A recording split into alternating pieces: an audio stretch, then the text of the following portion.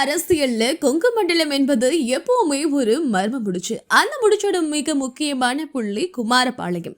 2011 இந்த தொகுதி உருவானதுல இருந்து இன்றைக்கு வரைக்கும் இங்க ஒரு தனி சாம்ராஜ்யத்தையே நடத்திட்டு வருவதா முன்னாள் அமைச்சர் தங்கமணி. அதிமுகவோட அதிகார மையமா எடப்பாடி பழனிசாமியோட நிழலா மின்சாரத்துறையின் முகமா அறியப்பட்ட தங்கமணிக்கு இது வெறும் தேர்தல் இல்ல, இது ஒரு வாழ்வா சாவா போராட்டம். ஒரு பக்கம் ஆளுங்கட்சியோட அசுரபலம், இன்னொரு பக்கம் நடிகர் விஜயோட தமிழக வெற்றி கழகம் தரும் அதிர்வலைகள், மறுபக்கம் சீமானோட தம்பிகள். இத்தனை பேய்களையும் தாண்டி தங்கமணியும் மீண்டும் தன் கோட்டையை தக்க வைப்பாரா, இல்ல குமாரபாளையம் புதிய சரித்திரம் எழுத போகுதா என்று நம்ம பார்க்க போறது குமாரபாளையம் தொகுதியோட முழு ஜாதகம். தங்கமணி இந்த பெயரை சொல்லாம அதிமுகவோட கடந்த 10 ஆண்டு கால வரலாற்றை எழுத முடியாது.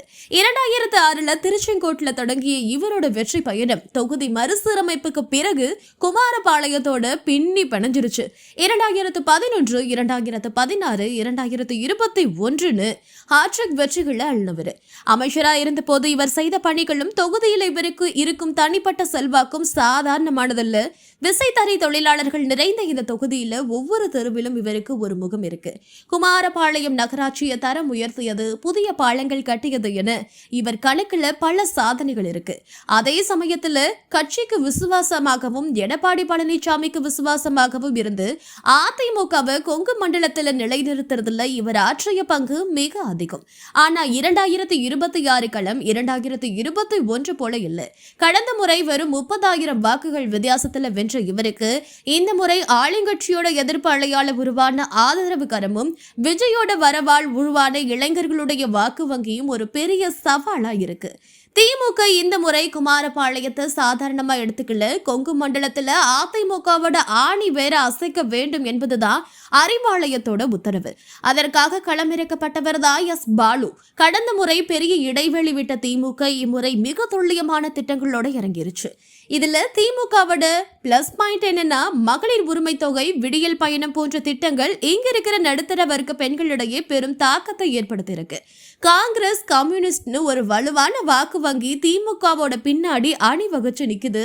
ஆனா விடுதலை சிறுத்தைகள் கட்சியோட வாக்குகள் முழுமையா திமுக கூட்டணிக்கு செல்லுமா என்ற கேள்வி எழுந்திருக்கு. அது பற்றி விசாரிக்கும் போது நேற்று வந்த தேமுதிகவிற்கு தாராளமா அள்ளி கொடுக்கும் திமுக விசிகவை வேண்டா வேறப்பா கூட்டணியில வச்சு இருக்கிறதா மக்கள் என்றாங்க. அதே நேரத்துல தங்கமணியோட காலம் முடிஞ்சிருச்சு என்று ஒற்றை முழக்கத்தோடு திமுகவினர் வீடு வீடா சென்றுட்டு இருக்காங்க. குறிப்பா விசைத்தறி கூலி உயர்வு தொடர்பா கோரிக்கைகளை முன்வைத்து திமுக இங்க அரசியல் செய்து, ஆனா தங்கமணியை தெரியாத வீடே இங்க இல்ல. அதே நேரத்துல அவருக்கு எந்த ஒரு எதிர்ப்பும் இல்ல. இன்னும் குறிப்பா சொல்ல போனா மக்களுடைய நீண்ட நாள் கோரிக்கை என்னவென்று கேட்டா யோசிச்சு அப்படி எதுவும் இல்லைங்க அப்படின்னு சொல்ற நிலையில தங்கமணி பக்கம் நிற்கிறாங்க. ஆனா இப்போ மேட்ரை வேற. இதுவரைக்கும் அதிமுக திமுக இரட்டை துருவ அரசியலா இருந்த குமாரபாளையம் இப்போ மும்முனை போட்டியா மாறி இருக்கு.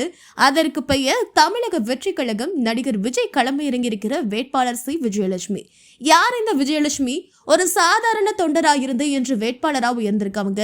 இதுதான் விஜயோட புதிய அரசியல். இளைஞர்களுடைய ஆதரவு 18 30 வயதுக்குட்பட்ட வாக்காளர்கள் மத்தியில விஜய்க்கு இருக்கிற கிரேஸ் பெரிய கட்சிகளுடைய தூக்கத்தை கெடுத்திருக்கு.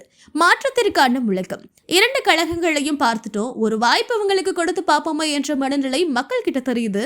தங்கமணியோட பாரம்பரிய வாக்குகளையும் திமுகவோட அதிருப்தி வாக்குகளையும் தாவைக்க பிரிச்சா அது யாருக்கு சாதகமாகும்? இதுதான் இந்த தேர்தலோட மிகப்பெரிய கேள்விக்குறி.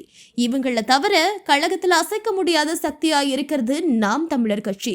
யுவராணி அவர்களை வேட்பாளரா நிறுத்தியிருக்க சீமான் தமிழ் தேசிய மற்றும் காவிரி நீர் பிரச்சனையை முன்வைத்து வாக்குகளை சேகரிக்கிறாரு.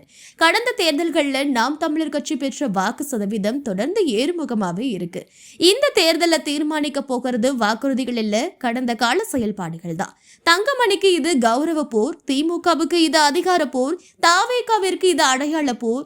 யாரு வேணாலும் குமாரபாளையம் மாறப்போகுதா அல்லது பழைய கதைகளே மீண்டும் அரங்கேற போகுதா?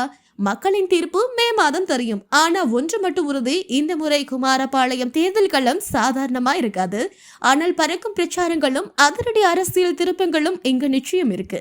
நீங்க என்ன நினைக்கிறீங்க? குமாரபாளையத்துல தங்கமணி தன் மந்திரத்தை மீண்டும் நிகழ்த்துவாரா அல்லது மாற்றம் வருமா? கமெண்ட் செக்ஷன்ல சொல்லுங்க.